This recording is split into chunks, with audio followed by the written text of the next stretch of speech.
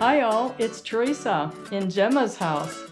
In today's video, I want to show you some of the quilts that I made in the last year and a half since I bought a new sewing machine that is a sewing quilting machine. It's a Baby Lock Jazz 2. I'm not sponsored by them or anything, but I do love the machine. So let's start the quilt show. So this one is made all with fabrics from my two daughters' little dresses and pajamas and little pants sets from when they were in grade school. So this is going back about 25 years. I didn't buy anything new for this quilt. It's all from their fabrics. It has an old quilt inside of it that I had bought at a store that was very thin, and I think it was cotton and polyester, so I put that in the middle as batting. And the backing is just unbleached muslin.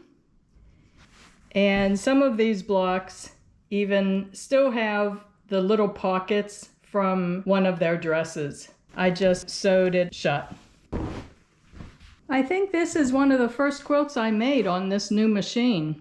I bought a lot of fat quarters and collected them over time and just cut them to make blocks.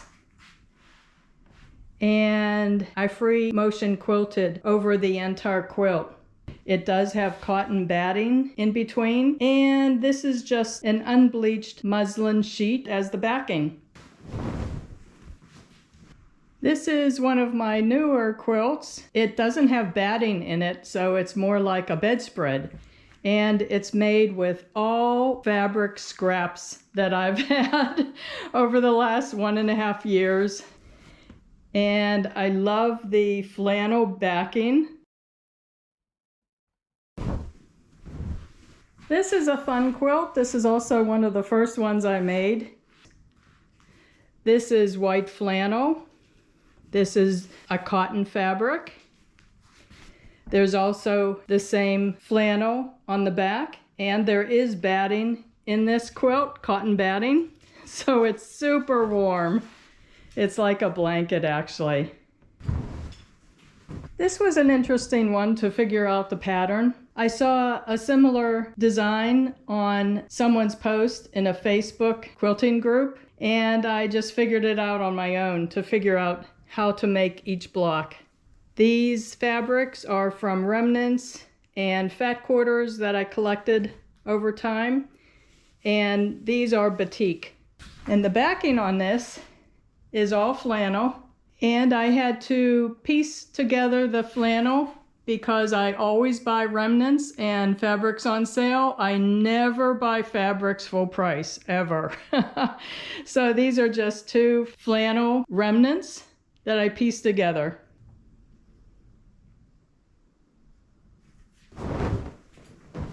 This is another one of the bedspreads. It doesn't have any cotton batting in the middle. These are all small 1-yard pieces of fabric and scraps. And I laid it out on the floor in rows, and I had to put the dog gates up so that Gemma didn't crash through them because she did it once and messed up my design. I free motion quilted all over this quilt also. And on the back is a clearance fabric that I bought. It's cotton, and I bought 6 yards and kept it until I had a quilt to use it on. And again, no batting in this one, so it's very nice for the summer. And this too was made with a lot of fabric scraps that I had, and some remnants from other quilts, and some fabrics that were fat quarters that I collected over time. Again, I saw this similar design from someone's post in a Facebook quilting group, and I just made it up as I went along, starting from that middle part. And the backing is unbleached muslin, and there's cotton batting in the middle. And I just quilted it with all straight lines. And it is one of my favorites, probably because I like blue so much. And this is a fun little blanket type quilt. I bought the fabric in one of those packages that had a themed fabric in it. I think it was 2 yards of fabric in the package. And the rest, these and these, are from flannel pajamas that I bought on a super clearance sale. I bought 3X size pajama sets so that I would have a lot of fabric. And I just cut them up. There's no batting inside, but it's an old polyester blanket that I hadn't been using for years, and I just wanted to make some good use out of it. This is good on the couch because of the size. This is another one that doesn't have batting in it, so it's more like a bedspread. Again, these are all fabric scraps from other quilts that I had made, and remnant pieces of fabric for the sashing. And I quilted it with straight lines along the sashing, and free motion quilted it in the colorful floral blocks. And on the back is a clearance fabric. I love the color. Again, it was on clearance for maybe $2 or $3 a yard, so I bought 6 yards and just kept it until I needed a nice colorful fabric for the backing. And as you can tell, I like blues.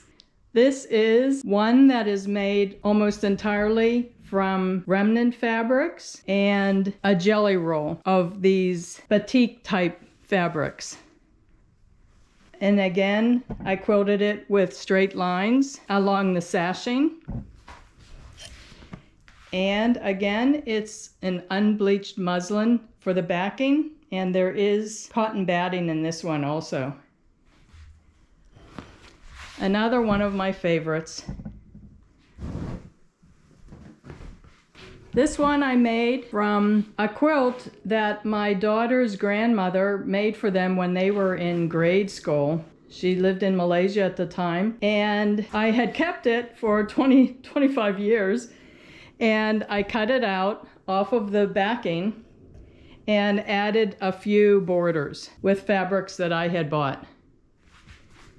And the backing is interesting too. This is flannel. It was a remnant piece and there wasn't enough for the entire backing. So I pieced it with one of the other remnant fabrics I used on the front. And I free motion quilted most of this because I wanted to keep these older fabrics together. Some of the seams looked a little loose because they were so old, 25 years or so. This is also a nice size for the couch. And again, another scrappy quilt. Believe it or not, all of these blocks are made from scraps that I had. And then I added the sashing with fabrics that I bought. They were remnant fabrics or fabrics from a jelly roll that was black on black fabrics. And I love this quilt. It looks like stained glass, I think. On the back is a nice flannel. Again, I bought at clearance, probably about $3 or $4 a yard. I pieced together 2 remnant pieces to have enough fabric for the backing. And there is 100% cotton batting in this one also. And this one, I remade it from a duvet cover that I had made about 30 years ago. So I just cut it apart and made a quilt out of it. This entire top was the duvet cover top. I didn't change that at all. But I added a nice flannel sheet that I had that I also wasn't using. It's really a nice heavy sheet. There's batting inside of this one too, cotton batting. And I free motion quilted on top of this one. And I originally had this piping around the sides, but it was too bulky, so I cut it off. And I just added a binding with the black on black fabrics that I had from those jelly rolls. I always buy them on sale, so I have them on hand because I like using black in my quilts. It just really makes it stand out nicely, really makes the colors pop. The entire fabric on the top is upholstery fabric, so it is a little heavier. It's nice and warm for the winter. And this is one of the crazy quilts I made recently for the couch. Again, all made from fabric scraps of mine from previous quilts.